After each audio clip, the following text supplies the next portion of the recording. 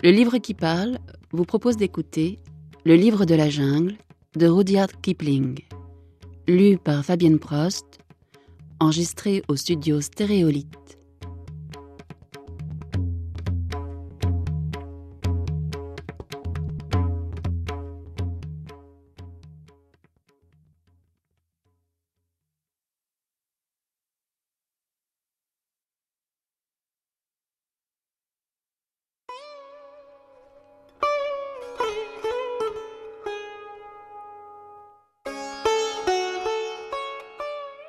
Chanson de nuit dans la jungle.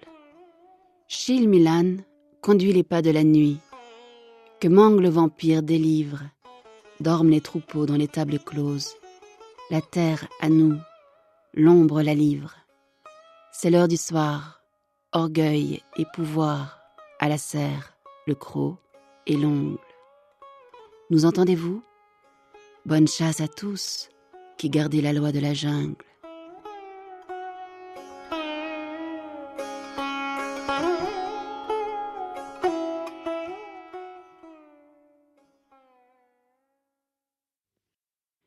Les frères de Mowgli.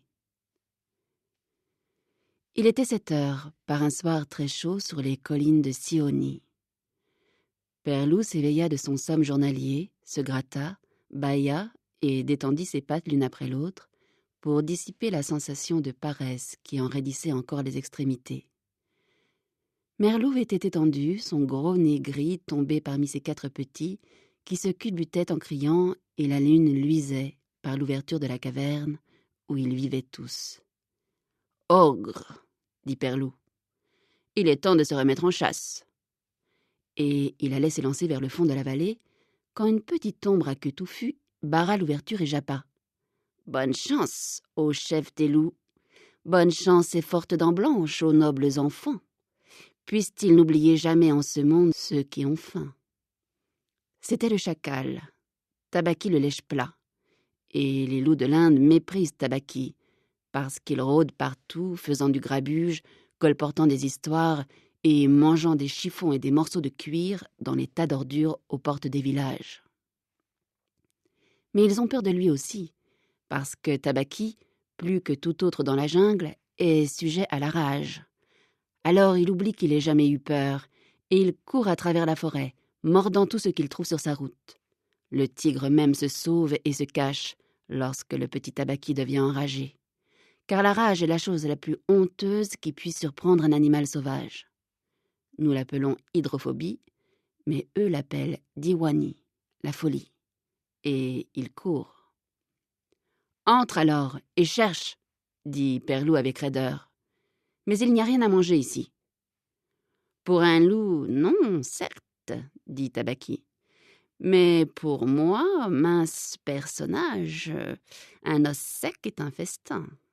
Que sommes-nous, nous autres guidourlogues, le peuple chacal, pour faire la petite bouche ?» Il obliqua vers le fond de la caverne, y trouva un os de chevreuil où restait quelque viande, s'assit et en fit craquer le bout avec délice. « Merci pour ce bon repas, » dit-il en se léchant les babines. « Qu'ils sont beaux, les nobles enfants!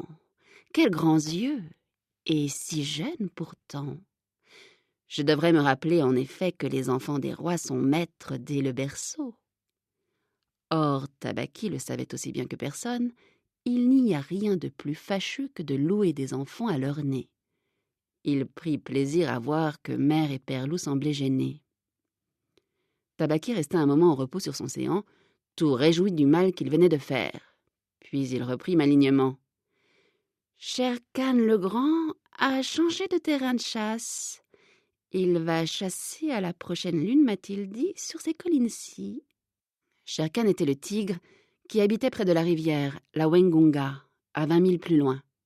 « Il n'en a pas le droit, » commença Père Loup avec colère. « De par la loi de la jungle, il n'a pas le droit de changer ses battus sans dûment avertir.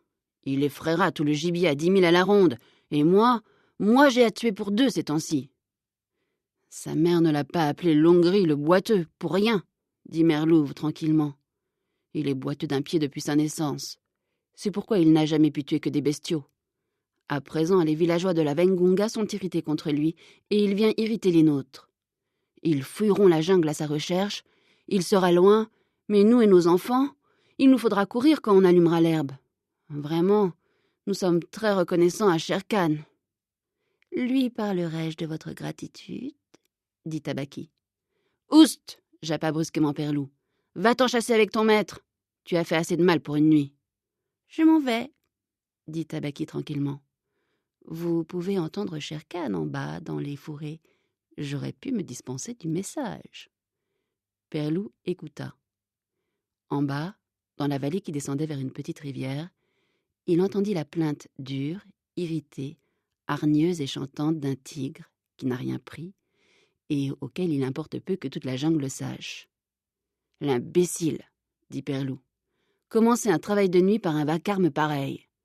Pense-t-il que nos chevreuils sont comme ces veaux gras de la Vengunga ? » ?»« Chut ! Ce n'est ni bœuf ni chevreuil qu'il chasse cette nuit, » dit Merlouve. « C'est l'homme. » La plainte s'était changée en une sorte de ronron bourdonnant qui semblait venir de chaque point de l'espace. C'est le bruit qui égare les bûcherons et les nomades à la belle étoile et les fait courir quelquefois dans la gueule même du tigre. « L'homme ?» dit Perlou, en montrant toutes ses dents blanches. « Fouf !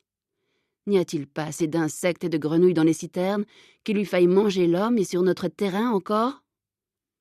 La loi de la jungle, qui n'ordonne rien sans raison, défend à toute bête de manger l'homme, sauf lorsqu'elle tue pour montrer à ses enfants comment on tue, auquel cas elle doit chasser hors des réserves de son clan ou de sa tribu. La raison vraie en est que meurtre d'homme signifie tôt ou tard invasion d'hommes blancs armés de fusils et montés sur des éléphants, et d'hommes bruns par centaines munis de gongs, de fusées et de torches. Alors tout le monde souffre dans la jungle. La raison que les bêtes se donnent entre elles, c'est que, l'homme étant le plus faible et le plus désarmé des vivants, il est indigne d'un chasseur d'y toucher. Ils disent aussi, et c'est vrai, que les mangeurs d'hommes deviennent galeux et qu'ils perdent leurs dents.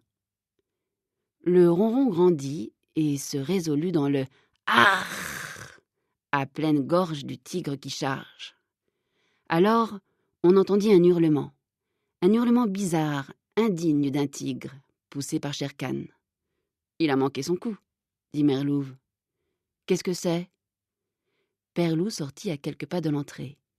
Il entendit Shere Khan grommeler sauvagement, tout en se démenant dans la brousse. « L'imbécile a eu l'esprit de sauter sur un feu de bûcheron et s'est brûlé les pieds, » gronda Perlou. Tabaqui est avec lui. « Quelque chose monte la colline, » dit Merlouve, en dressant une oreille. « Tiens-toi prêt. » Il y eut un petit froissement de buissons dans le fourré. Perlou, ses hanches sous lui, se ramassa, prêt à sauter. Alors, si vous aviez été là, vous auriez vu la chose la plus étonnante du monde. Le loup arrêté à mi-bond. Il prit son élan avant de savoir ce qu'il visait, puis tenta de se retenir.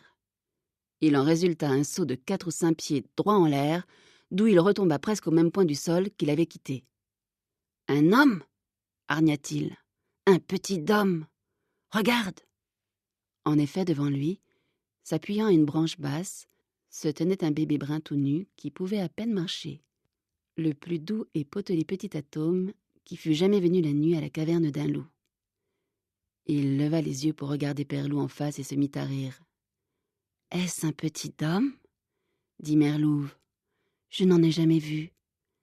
Apporte-le ici. » Un loup, accoutumé à transporter ses propres petits, peut très bien, s'il est nécessaire, prendre dans sa gueule un œuf sans le briser.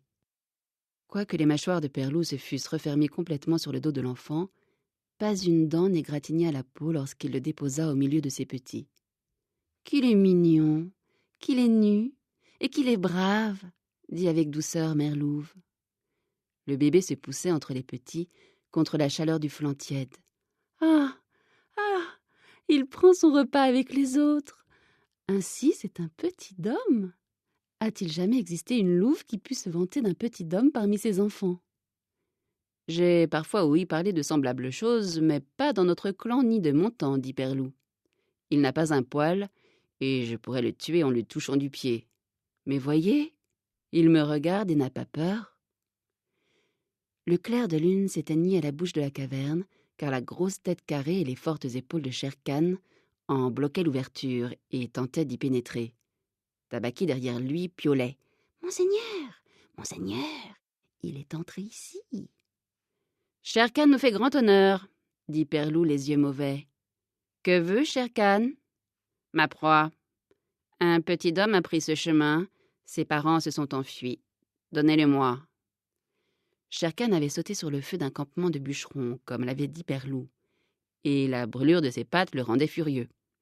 Mais Père Loup savait l'ouverture de la caverne trop étroite pour un tigre. Même où il se tenait, les épaules et les pattes de Shere Khan étaient resserrées par le manque de place, comme les membres d'un homme qui tenterait de combattre dans un baril. « Les loups sont un peuple libre, » dit Père Loup. « Ils ne prennent d'ordre que du conseil supérieur du clan, et non point d'aucun tueur de bœufs plus ou moins rayé. Le petit homme est à nous, pour le tuer, s'il nous plaît. »« S'il vous plaît ? Quel langage est cela ? Par le taureau que j'ai tué, dois-je attendre le nez dans votre repère de chien lorsqu'il s'agit de mon dû le plus strict ? C'est moi, Shere Khan, qui parle. » Le rugissement du tigre emplit la caverne de son tonnerre. Merlouve secoua les petits de son flanc et s'élança, ses yeux comme deux lunes vertes dans les ténèbres, fixés sur les yeux flambants de Shere Khan.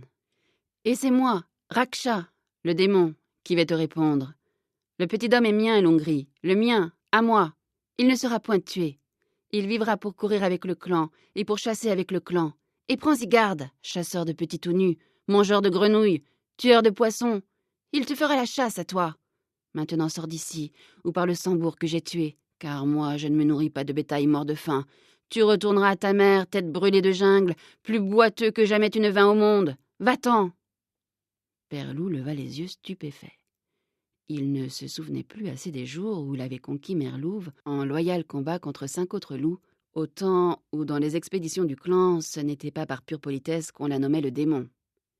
Shere Khan aurait pu tenir tête à Père Loup, mais il ne pouvait s'attaquer à Merlouve, car il savait que dans la position où il se trouvait, elle gardait tout l'avantage du terrain et qu'elle combattrait à mort. Aussi se recula-t-il hors de l'ouverture en grondant, et quand il fut à l'air libre, il cria « Chaque chien aboie dans sa propre cour. Nous verrons ce que dira le clan, comment il prendra cet élevage de petits d'hommes. Le petit est à moi, et sous ma dent, il faudra bien qu'à la fin il tombe. Ô voleur à queue touffue !» Merlouve se laissa retomber, pantelante, parmi les petits. Et Père Loup lui dit gravement « Shere Khan a raison. Le petit doit être montré au clan. Veux-tu encore le garder, mère ?» Elle haletait. « Si je veux le garder, il est venu tout nu, la nuit, seul et mourant de faim, et il n'avait même pas peur. Regarde, il a déjà poussé un de nos bébés de côté. Et ce boucher boiteux l'aurait tué et se serait sauvé ensuite vers la Vengunga, tandis que les villageois d'ici seraient accourus à travers nous reposer faire une battue pour en tirer vengeance. Si je le garde, assurément je le garde. Couche-toi là, petite grenouille. Ô toi, Mowgli, car Mowgli la grenouille je veux t'appeler. Le temps viendra où tu feras la chasse à Shere Khan comme il t'a fait la chasse à toi. » « Mais que dira notre clan ?» dit Père Loup. La loi de la jungle établit très clairement que chaque loup peut, lorsqu'il se marie, se retirer du clan auquel il appartient. Mais aussitôt ses petits assez âgés pour se tenir sur leurs pattes, il doit les amener au conseil du clan, qui se réunit généralement une fois par mois à la pleine lune, afin que les autres loups puissent reconnaître leur identité. Après cet examen, les petits sont libres de courir où il leur plaît, et jusqu'à ce qu'ils aient tué leur premier daim, il n'est pas d'excuse valable pour le loup adulte et du même clan qui tuerait l'un d'eux. Comme châtiment, c'est la mort pour le meurtrier où qu'on le trouve. Et si vous réfléchissez une minute, vous verrez qu'il en doit être ainsi. Père Loup attendit jusqu'à ce que ses petits puissent un peu courir, et alors, la nuit de l'assemblée, il les emmena avec Mowgli et Merlouve au rocher du Conseil, un sommet de collines couvert de pierres et de galets, où pouvaient s'isoler une centaine de loups.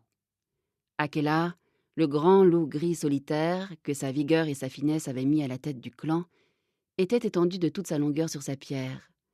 Un peu plus bas que lui, se tenaient assis plus de 40 loups, de toute taille et de toute robe, depuis les vétérans couleur de blaireau, qui pouvaient à eux seuls se tirer d'affaire avec un daim, jusqu'au jeune loup noir de 3 ans, qui s'en croyait capable.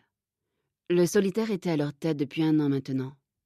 Au temps de sa jeunesse, Il était tombé 2 fois dans un piège à loup, et une autre fois, on l'avait assommé et laissé pour mort. Aussi connaît-il les us et coutumes des hommes. On causait fort peu sur la roche. Les petits se culbutaient l'un l'autre au centre du cercle où siégeaient leur mère et leur père. Et, de temps en temps, un loup plus âgé se dirigeait tranquillement vers un petit, le regardait avec attention et regagnait sa place à pas silencieux. Parfois, une mère poussait son petit en plein clair de lune pour être sûre qu'il n'avait point passé inaperçu. Akela, de son côté, criait « Vous connaissez la loi! Vous connaissez la loi! Regardez bien, ô loup !» Et les mères reprenaient le cri « Regardez! Regardez bien, ô loup !» À la fin, et Mère Louve sentit se hérisser les poils de son cou lorsqu'arriva ce moment, Père Loup poussa Mowgli la grenouille, comme il l'appelait, au milieu du cercle, où il resta par terre à rire et à jouer avec les cailloux qui scintillaient dans le clair de lune. Akela ne leva pas sa tête d'entre ses pattes, mais continua le cri monotone. « Regardez bien !» Un rugissement sourd partit de derrière les rochers. C'était la voix de Shere Khan. « Le petit est mien. Donnez-le-moi. Le peuple libre, qu'a-t-il à faire d'un petit homme ?» Akela ne remua même pas les oreilles. Il dit simplement « Regardez bien, ô loup! Le peuple libre, qu'a-t-il à faire des ordres de quiconque, hormis de ceux du peuple libre? Regardez bien !» Il y eut un chœur de sourds grognements et un jeune loup de 4 ans, tourné vers Akela, répéta la question de Shere Khan. « Le peuple libre, qu'a-t-il à faire d'un petit homme ?» Or, la loi de la jungle, en cas de dispute sur les droits d'un petit à l'acceptation du clan, exige que 2 membres moins du clan, qui ne soient ni son père ni sa mère, prennent la parole en sa faveur. « Qui parle pour celui-ci » dit Akela. « Du peuple libre, qui parle ?» Il n'y eut pas de réponse. Et Mère Louve s'apprêtait pour ce qui serait son dernier combat. Elle le savait bien, s'il fallait en venir à combattre. Alors le seul étranger qui soit admis au conseil du clan, Balou, l'ours brun endormi, qui enseigne aux petits la loi de la jungle, le vieux Balou qui peut aller et venir partout où il lui plaît, parce qu'il mange uniquement des noix, des racines et du miel, se leva sur son séant et grogna. « Le petit homme, dit-il. C'est moi qui parle pour le petit homme. Il n'y a pas de mal dans un petit homme. Je n'ai pas le droit de la parole, mais je dis la vérité. Laissez-le courir avec le clan et qu'on l'enrôle parmi les autres. C'est moi-même qui lui donnerai des leçons. » « Nous avons encore besoin de quelqu'un d'autre, » dit Akela. « Balou a parlé, et c'est lui qui enseigne nos petits. Qui parle avec Balou ?» Une ombre tomba au milieu du cercle. C'était Bagheera, la panthère noire. Sa robe est tout entière noire comme l'encre, mais les marques de la panthère y affleurent sous certains jours, comme font les reflets de la moire.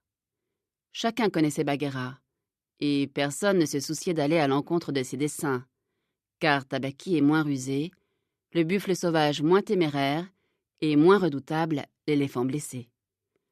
Mais sa voix était plus suave que le miel agreste qui tombe goutte à goutte des arbres, et sa peau plus douce que le duvet. « Ô Akela, et vous, peuple libre !» ronronna sa voix persuasive. « Je n'ai nul droit dans votre assemblée. Mais la loi de la jungle dit que s'il s'élève un doute dans une affaire, en dehors d'une question de meurtre, à propos d'un nouveau petit, la vie de ce petit peut être rachetée moyennant un prix. Et la loi ne dit pas qui a droit ou non de payer ce prix. Ai-je raison ? » « Très bien, firent les jeunes loups, qui ont toujours faim. « Écoutons Bagheera. Le petit peut être racheté, c'est la loi. » « Sachant que je n'ai nul droit de parler ici, je demande votre assentiment. »« Parle donc !» crièrent 20 voix. « Tuer un petit nu est une honte. En outre, il pourra nous aider à chasser mieux quand il sera d'âge. » Balou a parlé en sa faveur. Maintenant, aux paroles de Balou, j'ajouterai l'offre d'un taureau gras, fraîchement tué à un demi-mille d'ici à peine, si vous acceptez le petit homme conformément à la loi. Y a-t-il une difficulté ? Il s'éleva une clameur de voix mêlées, parlant ensemble. « Qu'importe, il mourra sous les pluies de l'hiver. Il sera grillé par le soleil. Quel mal peut nous faire une grenouille nue ? Qu'il court avec le clan. Où est le taureau, Bagheera ? Nous acceptons. » Et alors revint l'aboiement profond d'Akela. « Regardez bien! Regardez bien! Oh, loup !» Mowgli continuait à s'intéresser aux cailloux. Il ne daigna prêter aucune attention aux loups qui vinrent un à un l'examiner. À la fin, ils descendirent tous la colline à la recherche du taureau mort, et seuls restèrent Akela, Bagheera, Baloo et les loups de Mowgli. Shere Khan rugissait encore dans la nuit, car il était fort en colère que Mowgli ne lui eût pas été livré.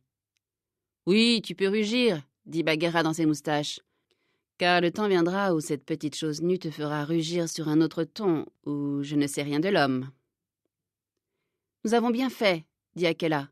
« Les hommes et leurs petits sont gens très avisés. Le moment venu, il pourra se rendre utile. »« C'est vrai, » dit Bagheera. « Le moment venu, qui sait, on aura besoin de lui, car personne ne peut compter mener le clan toujours. » Akela ne répondit rien. Il pensait au temps qui vient pour chaque chef de clan, où sa force l'abandonne, et où, plus affaibli de jour en jour, il est tué à la fin par les loups, et remplacé par un nouveau chef, tué plus tard à son tour. « Emmenez-le, dit-il à Père-Loup, et dressez-le comme il sied à un membre du peuple libre. » Et c'est ainsi que Mowgli entra dans le clan des loups de Seeonee, au prix d'un taureau et pour une bonne parole de Baloo. Maintenant, il faut vous donner la peine de sauter 10 ou 12 années entières et d'imaginer seulement l'étonnante existence que Mowgli mena parmi les loups. Parce que, s'il fallait l'écrire, cela remplirait je ne sais combien de livres.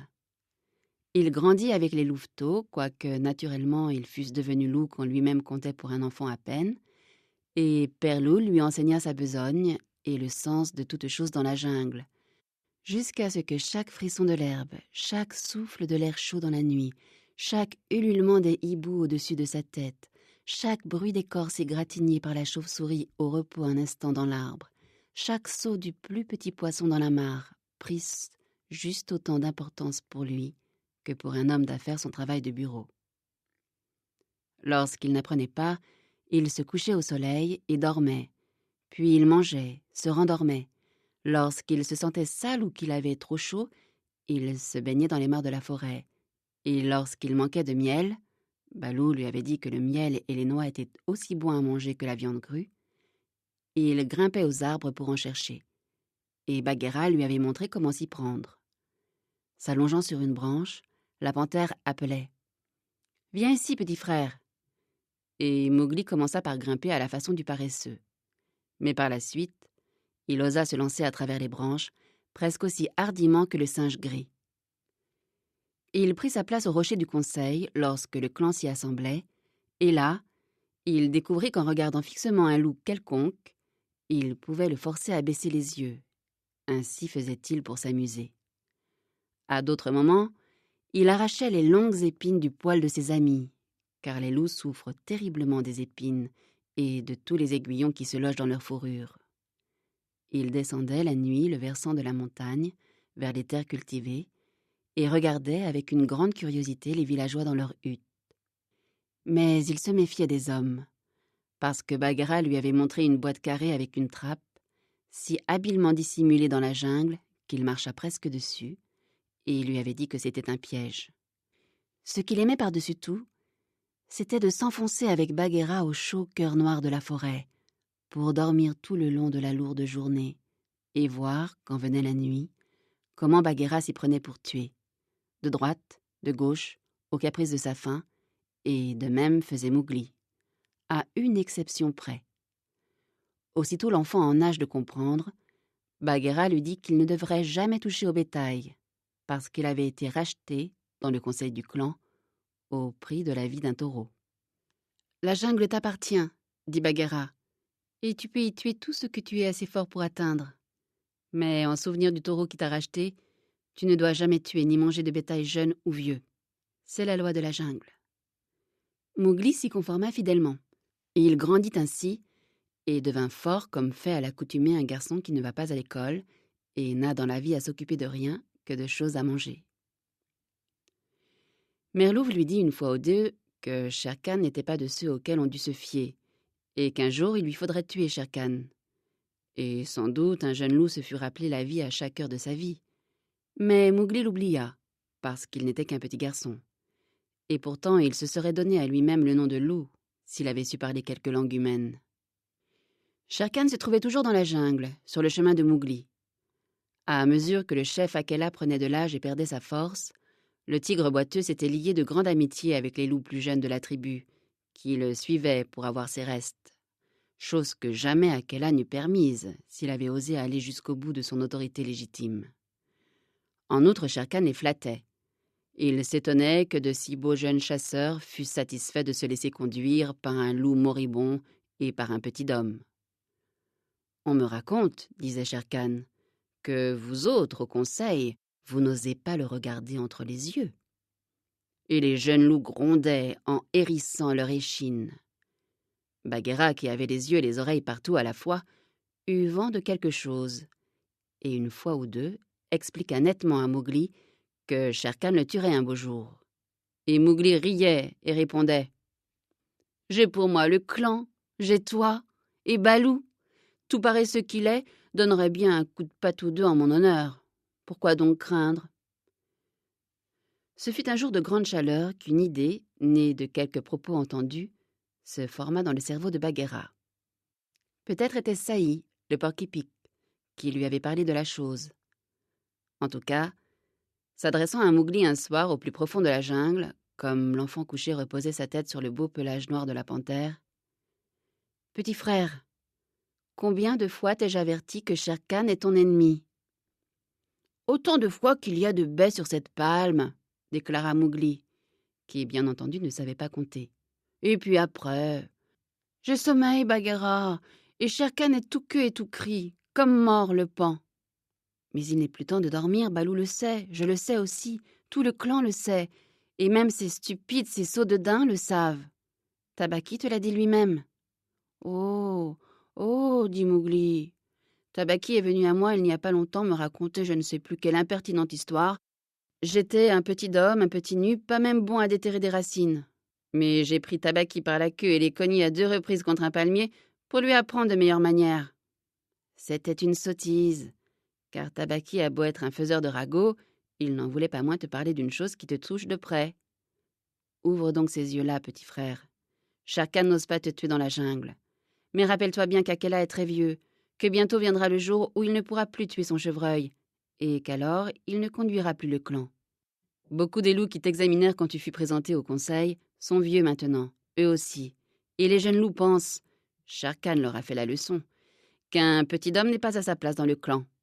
Bientôt tu seras un homme. « Et qu'est-ce donc qu'un homme qui ne court pas avec ses frères ?» dit Mowgli. « Je suis né dans la jungle, j'ai gardé la loi de la jungle, et il n'y a pas un de nos loups des pattes duquel je n'ai tiré une épine. Ils sont bien mes frères. » Bagheera s'étendit de toute sa longueur et ferma les yeux à demi. « Petit frère, mets ta main sous ma mâchoire. » Mowgli avança sa forte main brune, et juste sous le menton soyeux de Bagheera, où les formidables muscles roulaient dissimulés dans la fourrure lustrée, il sentit une petite place nue. « Il n'y a personne dans la jungle qui sache que moi, Bagheera, je porte cette marque, la marque du collier. Et pourtant, petit frère, je naquis parmi les hommes, et c'est parmi les hommes que ma mère mourut, dans les cages du palais royal à Udaipur. C'est à cause de cela que j'ai payé le prix au conseil, quand tu étais un pauvre petit tout nu. Oui, moi aussi je naquis parmi les hommes. Je n'avais jamais vu la jungle. On me nourrissait derrière des barreaux dans une marmite de fer. Mais une nuit, je sentis que j'étais Bagheera, la panthère, et non pas un jouet pour les hommes. Je brisai la misérable serrure d'un coup de patte et m'en allai. Puis, comme j'avais appris les manières des hommes, je devins plus terrible dans la jungle que Shere Khan, n'est-il pas vrai? »« Oui, » dit Mowgli. « Toute la jungle craint Bagheera, toute la jungle, sauf Mowgli. »« Oh, toi, tu es un petit homme, » dit la panthère noire avec une infinie tendresse. « Et de même que je suis retournée à ma jungle, ainsi tu dois à la fin retourner aux hommes qui sont tes frères. Si tu n'es point d'abord tué au conseil. »« Mais pourquoi quelqu'un désirerait-il me tuer ?» répliqua Mowgli. « Regarde-moi, » dit Bagheera. Et Mowgli regarda fixement entre ses yeux. La grande panthère tourna la tête au bout d'une demi-minute. « Voilà pourquoi, » dit Bagheera, en croisant ses pattes sur les feuilles. Moi-même, je ne peux te regarder entre les yeux, et pourtant je naquis parmi les hommes, et je t'aime, petit frère. Les autres, ils te haïssent parce que leurs yeux ne peuvent soutenir les tiens, parce que tu es sage, parce que tu as tiré de leurs pieds les épines, parce que tu es un homme. » « Je ne savais pas ces choses, » dit Mowgli, d'un ton boudeur. Et il fronça ses lourds sourcils noirs. « Qu'est-ce que la loi de la jungle ? Frappe d'abord, puis donne de la voix. À ton insouciance même, il voit que tu es un homme. Mais sois prudent, j'ai au cœur une certitude. La première fois que le vieil Akela manquera sa proie, et chaque jour il a plus de peine à agrafer son chevreuil, le clan se tournera contre lui et contre toi. Ils tiendront une assemblée sur le rocher, et alors... J'y suis ! Dit Bagheera en se levant d'un bond. Descends vite aux huttes des hommes dans la vallée, et prends-y un peu de la fleur rouge qu'ils y font pousser. Ainsi, le moment venu, auras-tu un allié plus fort même que moi ou Balou ou ceux de la tribu qui t'aiment. Va chercher la fleur rouge. » Par fleur rouge, Bagheera voulait dire du feu. Mais aucune créature de la jungle n'appelait le feu par son vrai nom. Chaque bête en éprouve toute sa vie une crainte mortelle et invente 100 manières de le décrire sans le nommer. « La fleur rouge ?» dit Mowgli. « Cela pousse au crépuscule auprès de leur hutte. J'irai en chercher. » « Voilà bien le petit homme qui parle, » dit Bagheera avec orgueil. « Rappelle-toi qu'elle pousse dans de petits pots. Prends-en un rapidement et garde-le avec toi pour le moment où tu en auras besoin. »« Bon, » dit Mowgli, « j'y vais. »« Mais as-tu la certitude, ô Bagheera que j'aime ?» Il passa son bras autour du cou splendide et plongea son regard au fond des grands yeux. « As-tu la certitude que tout cela soit l'œuvre de Shere Khan ? » « Par la serrure brisée qui me délivra, j'en ai la certitude, petit frère. »« Alors, par le taureau qui me racheta, je payerai à Shere Khan ce que je lui dois, honnêtement. Il se peut même qu'il reçoive un peu plus que son dû. » Et Mowgli partit d'un bond. « Voilà l'homme, voilà bien l'homme, » murmura la panthère en se recouchant. « Oh, Shere Khan, tu n'as jamais fait chasse plus dangereuse que cette chasse à la grenouille, il y a 10 ans. » Mowgli était déjà loin parmi la forêt, trottant ferme, et il sentait son cœur tout chaud dans sa poitrine. Il arriva à la caverne au moment où montait le brouillard du soir, reprit haleine et regarda en bas, dans la vallée. Les jeunes loups étaient dehors, mais la mère, au fond de la caverne, comprit au bruit du souffle de Mowgli qu'un souci troublait sa grenouille. « Qu'y a-t-il, fils ?» dit-elle. « Des potins de chauve-souris à propos de Shere Khan, » répondit-il. « Je chasse en terre de labour ce soir. » Il plongea dans les broussailles pour gagner le cours d'eau tout au fond de la vallée. Là, il s'arrêta, car au milieu des cris du clan en chasse, il entendit meugler un sambour traqué, le râle de la bête aux abois. Puis montèrent des hurlements de dérision et de malignité. C'étaient les jeunes loups. « Akela, Akela, que le solitaire montre sa force. Place au chef du clan, saute, Akela !» Le solitaire dut sauter et manquer sa prise, car Mowgli entendit le claquement de ses mâchoires et un glapissement lorsque le sambour, avec son pied de devant, le culbuta. Il ne resta pas à en écouter davantage, mais s'élança en avant, et les cris s'affaiblirent derrière lui à mesure qu'il se hâtait vers les terres cultivées où demeuraient les villageois. « Bagheera disait vrai, » souffla-t-il, en se nichant parmi le fourrage amoncelé sous la fenêtre d'une hutte. « Demain, c'est le jour d'Akela et le mien. » Alors il appliqua son visage contre... Nous espérons que vous avez apprécié cet aperçu. Pour continuer à écouter ce livre audio sur Google Play Livres, utilisez le lien dans la description de la vidéo.